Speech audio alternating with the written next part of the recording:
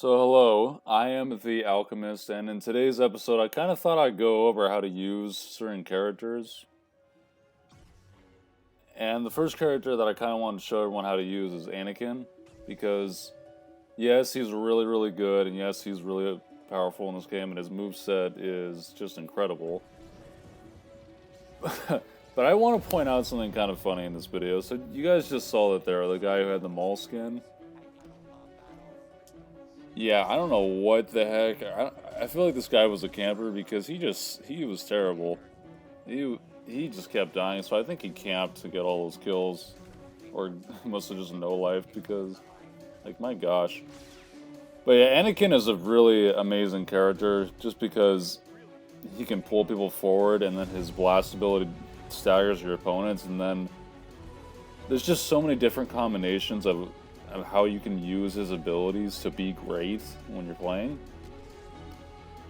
And you'll see when I'm playing as Anakin, a lot of people are running away from me, especially Boba Fett, because, you know, they can't do anything when I get close. It was just a great feeling, just wrecking these guys. But what's funny is I usually wear Clone Wars Anakin. Like, that's the skin I usually put on. But in this episode, I decided to do episode 3 just because I feel like he's more powerful in Revenge of the Sith. I don't know. The Clone Wars make it seem like, oh, he was ridiculously powerful in the Clone Wars, but I don't. But based on how the movies go, it always occurred to me that he's more powerful in episode 3, but that's just how I view it. I mean, I could totally be wrong because the lore and everything. But I assume he was more powerful, just from what I know of Star Wars. Yes, I love toying with people. As Maul just... Like I said, I killed him so many times, I'm so surprised he got the Maul skin before I did, and I do pretty okay with Maul when I unlock him. But my god, the animations are solid. This game looks amazing if you guys play it on a PS4 Pro, or even if I couldn't imagine what it looks like on PC, because I know how good it looks on the Pro, but my gosh. I love emoting. I love this is where the fun begins, because it's very Revenge of the Sith to me.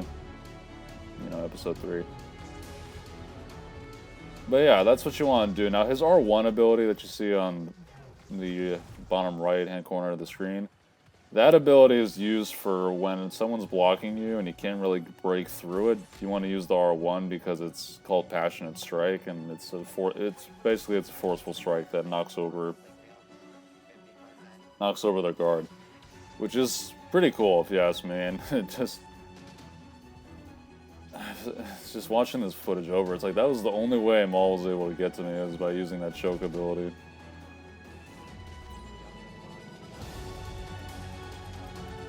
But yeah, and biggest advice I can give people that want to do well at this game or want to have fun while playing with serious villains, always try and be by your teammates.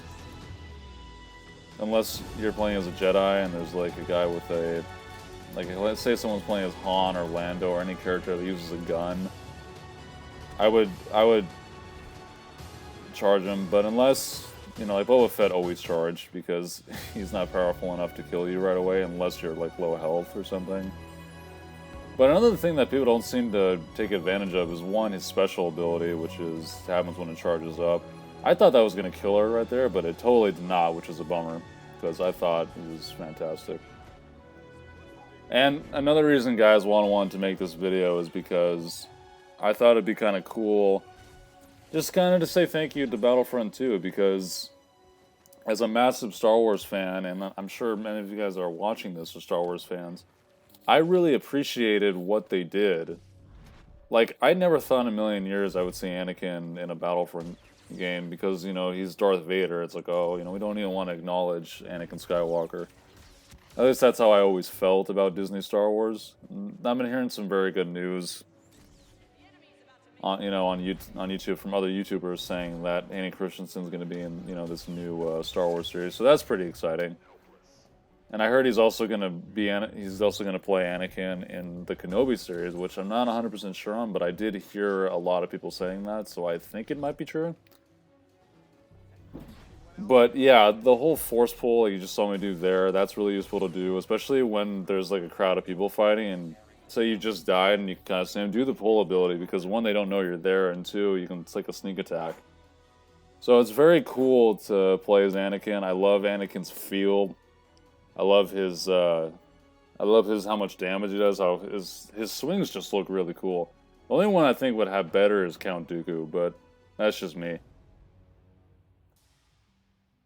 Man, Kylo Ren. The thing about Kylo Ren is that a lot of people don't really seem to understand with him is use his middle ability as much as possible because it can hit through the block sometimes, and even if it doesn't connect right away, it staggers your opponent.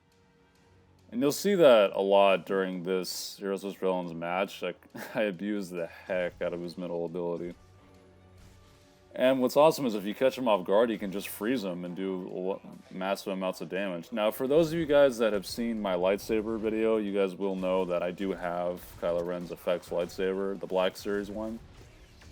So I've always liked Kylo Ren's lightsaber. Now, in terms of his character, I feel like they could have done a lot more with him. I feel like, and I don't know if I'm the only one who thinks this, but I really believe that Kylo Ren should not have died at the end of Episode 9.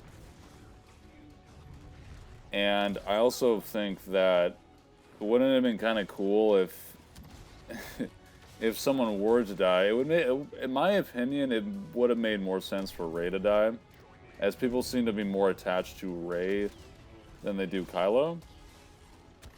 Now that's a very controversial opinion, I know, but that's generally how I feel. I also think that, in terms of this game, right, it has a lot of glitches, but one thing I've always kind of wondered is why does Kylo Ren have why is one of his skins a hooded version of himself? I genuinely don't understand that. I really don't. But yeah, as you see, I place again. I placed every round so far. Okay, so Darth Vader, right? It's almost like Kylo Ren wanted to be a Darth Vader wannabe, which was a little bit annoying to me. I kind of wanted him to be his own character. But I guess I've seen a couple of fan edits, and I can kind of, when you see the comparisons between Anakin and Kylo, it's very similar. How they both kind of struggle with the light and dark, and my biggest problem though is that why did Kylo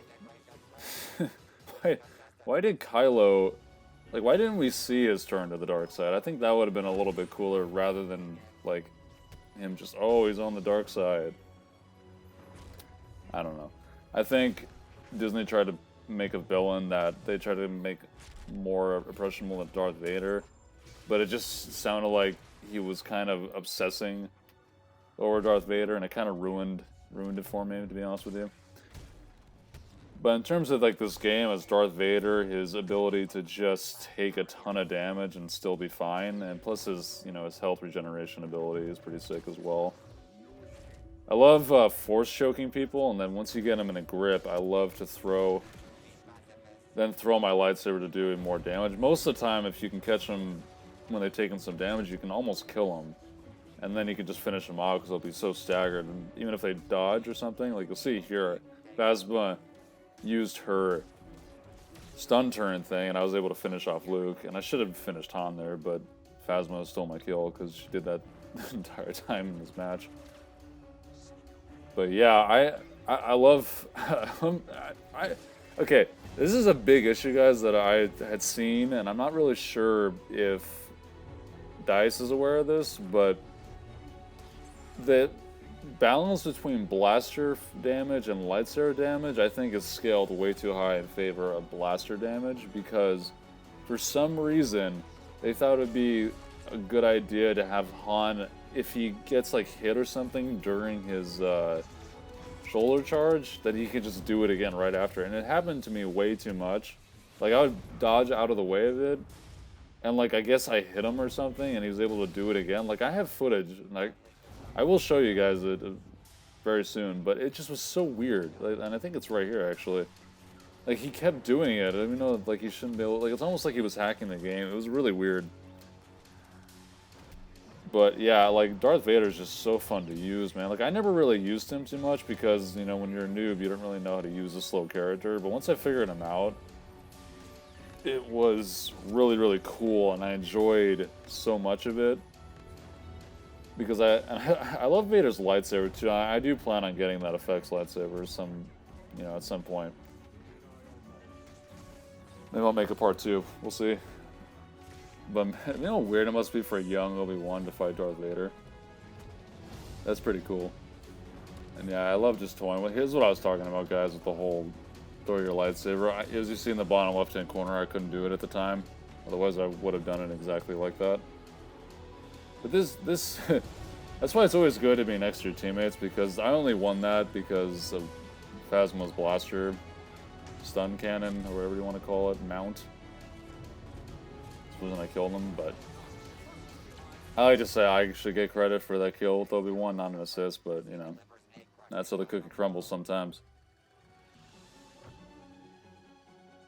Oh, Luke Skywalker. I will never change that Episode 6 outfit, and yes, unless I play on Hoth. There's no way I would play as Luke Skywalker, Hoth, or not. I'm always going to play as Episode 6. But using Luke is really not too difficult whatsoever. It's very straightforward and easy. He's very quick. He has one of the fastest swings out of all the Jedi. I think Yoda is the only one that swings a little faster, and maybe Count Dooku, but again, I still think Luke is a tad bit faster. But that's what you want to do with Luke. You want to like make sure that you don't get double teamed like that, because first off, it's easier to die, but you want to use your abilities. It's timing. Timing is like everything when you play this game. Because if you use an ability too soon and they block it, then you're kind of screwed. Then you gotta rely on how much stamina you have, and it's all about, that's what it is with every single character. But with Luke, I noticed that he says he's a little bit faster. You can get away with a little bit more than, say, if you're playing like with Vader. Like if I was playing with Vader and I tried doing something like that, it wouldn't have worked. The fact that I was even able to get a hit on Boba Fett right there shows you what I mean. Now his Grand Slam, his middle ability, the L1R1, use that ability as much as possible in a crowd. Always in a crowd. Unless your opponent has low stamina. I always like to time it after a block. So once an enemy swings at me, I'll block it, do a retreat dodge, and then I use it. Because what happens is, they think I'm running away, but I'm just creating space to be able to get off his ability. Because sometimes if you get hit, it interrupts your ability. That's another thing. You don't want to get interrupted as well. Don't let your abilities get erupted, because it will make it very difficult to kill somebody and get a high score in place. The goal is to always place, obviously, and have fun, and the animations of this game are just incredible. The whole atmosphere, I'm just so bummed it's ending, and and what's sad is because I feel like this game, and I think every YouTuber has done this to death, but I really think this game had so much more to offer, like especially Ahsoka Tano. Ahsoka Tano would have been so cool to see in this game, because DICE is very capable of putting her in. And there was a lot of rumors that they pulled the plug too early, like she would have been someone they would have played or put in the game, but it didn't happen that way, and it's kind of a bummer. So I am sad about that. And it just reminds me, Clone Wars came out a couple weeks ago, season 12, and I didn't really watch the show too much, but I did see the last 2 episodes, and based on the last 2 episodes, what I saw, I want to make a video on this, but I'm not sure if I will, but I want to talk about why Ahsoka, I think Ahsoka is how you do a character, like a female lead character. I think that was how they did it in the Clone Wars, was a perfect example of how you have a female lead as a Jedi, especially. Because with Rey, it just seems like she was a Mary Sue, and her power kind of comes from nowhere. But in Clone Wars, you actually can see how, like, she learned from it. Like, you can see how she got her power, so it doesn't make her powers kind of wild, or like, oh, why is she able to do that? In a lot of ways, it makes sense. And that's why I think Ahsoka does so well with her transitions and the way she does things, and the way she fights. I do hate the whole, like, you know, reverse grip thing, but it makes it unique to her. And, you know, that's how I feel. But anyways, guys, I am the Alchemist. Like, share, comment, and subscribe. And as a reminder, I do respond to every single comment, so don't be afraid to ask me a question. I will do my best to respond.